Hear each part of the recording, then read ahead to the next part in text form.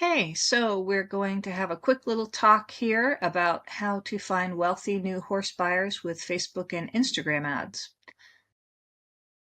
So Facebook and Instagram ads, which you actually manage those through the Facebook Ads Manager, the Meta Ads Manager tool. This is not boosting a post, by the way. This is actually going in through the Ads Manager and creating ads that way. And you can create ads for both Facebook and Instagram through that tool. So the first thing you want to do, there's a lot of criteria you can use when you're creating Facebook and Instagram ads, which is wonderful because it really lets you hyper target your ads, makes it super affordable.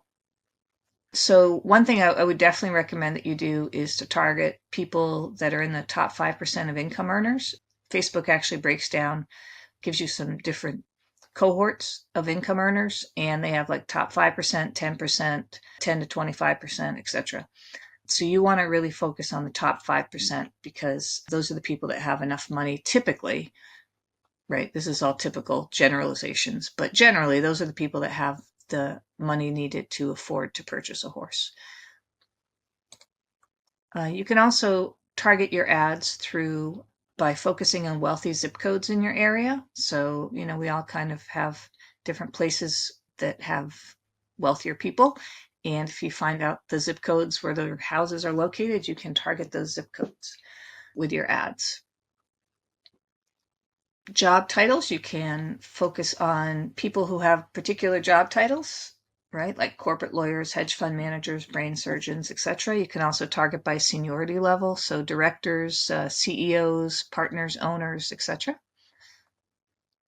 You can upload a lookalike audience, which if you have a list of at least 100 people, preferably over 1,000, but at least 100 on this list of people who are sort of your perfect target audience, and you have their email address, their phone number, where they live, etc. You can upload that information to Facebook and it can go out and find people who are similar to those people. So it is a great way to find other people similar to your perfect customers. You can also purchase high income audiences from third-party mailing list providers, and you can upload those as custom audiences. You can also want to start with a 1% lookalike audience. So there's different, you can start with like 1%, 2%, 3%. So that's like how exactly close does it match the people you're uploading. So when you upload an audience and you create a lookalike, if you start with a 1% lookalike, that's the best way to match them. You can target people with certain interests like private aviation, luxury real estate, yachting, also particular websites and publications they look at, like Financial Times, The Economist, Bloomberg, etc. So that can really help you with your targeting. You can do collaborations with other high-end brands in your area. Let's say you have a winery near you or something like that, or like a luxury boutique or whatever, right? People that make high-end jewelry. You can partner with other brands to create co-branded campaigns. And we find that to be very effective. Like if you're doing a sip and ride event, it's great to partner with a winery.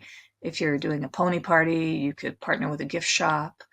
If you're doing riding lessons or horse yoga, you could partner with a medical spa. So partnering is great because then you're, reaching the other person or the other company's audience, and they get to reach your audience, and hopefully it works out well for everybody. But those can be really effective.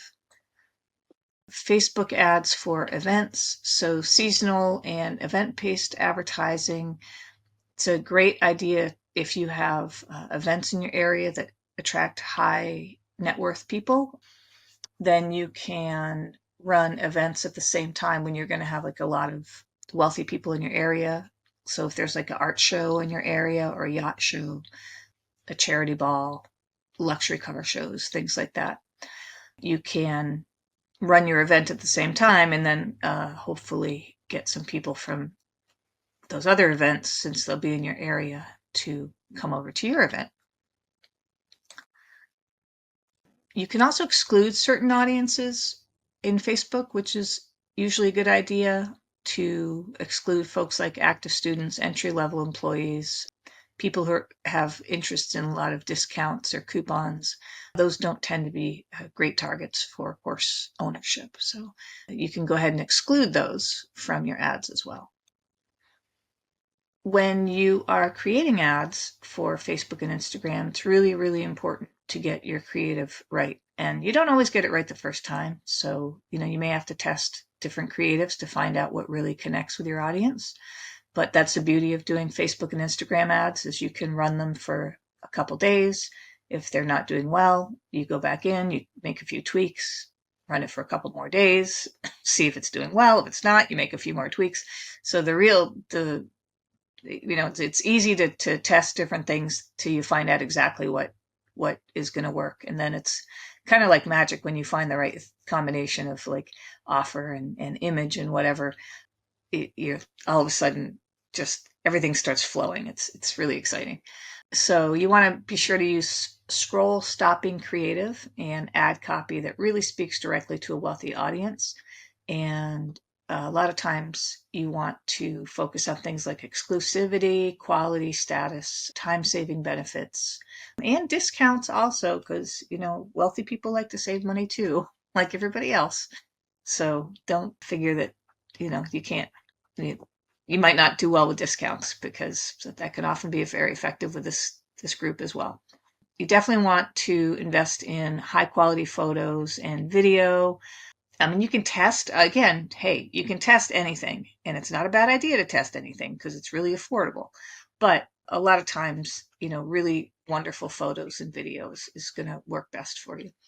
Also, showcasing social proof, it can be very effective. Celebrity endorsements, even if it's like the mayor of your town or some local, sports star, if you have a local softball team or baseball team that's popular or whatever, maybe a musician that's doing well from your area, that could be a great celebrity endorsement. I mean, if you can get a bigger celebrity, fantastic, get them too, right? Get Brad Pitt if you can.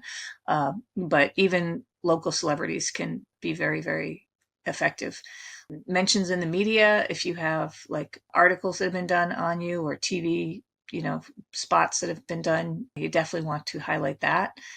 And also customer success stories. People love to hear a good story. And so if you just have one of your customers come on and talk about how they bought a horse from you and how much they love it, and they go to the shows and their kids are involved, and right, all those amazing stories we have, people love those as well. And usually you can get clients to do that pretty easily. They just have to use their cell phone and, talk into it for, I don't know, 60 seconds. They don't have to give a giant long, feature length movie presentation. Just a 60 seconds or 2-minute talk is plenty. When you're running ads on Facebook and Instagram, you want to keep a close eye on your ad performance. I usually go through the ads that I run for clients every day and just take a quick look to be sure that everything's performing the way you would hope it would. And then if it's not, you want to change it up and test something else. I usually give ads a couple days to see if they're going to work well or not. And if they're not, then I just switch them up. And, I try something different. I test something different. So he who tests the most tends to win with digital ads. And the different things you can test include things like audience targeting, the ad format, is it verticals, horizontals, is it square, the ad copy, the creative, so the picture, the video, placements, so where is it being shown? Is it like in a Facebook feed? Is it in reels and stories and right, all these different things. And you always want to be testing new ideas. Always try to outdo your former ads. Really there's endless ways that you can run an ad, endless things you can talk about, endless offers you can make. It's really a creativity thing. And now with AI, with tools like ChatGPT or Perplexity, they can help you come up with ideas that you never even thought of. And obviously you can ask other humans as well. You maybe have a really creative person on your team. Feel free to ask them as well for, like, what's some crazy cool new idea we can test? Because, I mean, that's how we came up with the sip and ride idea that has been so insanely successful. It was just like, well, one of my clients came up with it, and I was like, well, okay, let's try it. And, it was amazing from the very beginning. So, try even things that you think maybe sound a little crazy. Go ahead and try them, see if they work. Generally, plan to duplicate your ad sets each week. Yeah, so you really want to probably be testing every single week. It's not like sort of test once a month or whatever. Pretty much the more often you test, the better. Once you find something that works, let it run until it stops working for you. But that's the beauty of digital ads. They're so versatile. You can test, you can be running one really good ad, you can be testing another at the same time. You don't have to just do one at a time, and they're super affordable. So, a lot of my clients, they'll spend like maybe $10 or $20 a day on their ads. So not crazy money. Like it's really quite affordable. Once you find something that works, then yeah, put all your money into it. like, you know, because it's working. And so you should be making money out of it. So then pump a lot of money into it. But as you're testing, 10 or $20 a day, it can be fine for testing. Keep manage your expectations. You don't necessarily have overnight miracles with these ads. Now, sometimes you do. I've absolutely seen it where ads have been turned on, and the next day, oh my gosh, all of a sudden our problem is not that we don't have enough clients, it's that we have so many, and we have a problem fulfilling the orders that we're getting. And I've seen that happen more than once. So that absolutely can happen. But, more in horse sales, that's not typically happening. That's usually more in something like e-commerce where that will happen. But it can happen. It can really change your business like literally overnight. I've definitely seen that happen.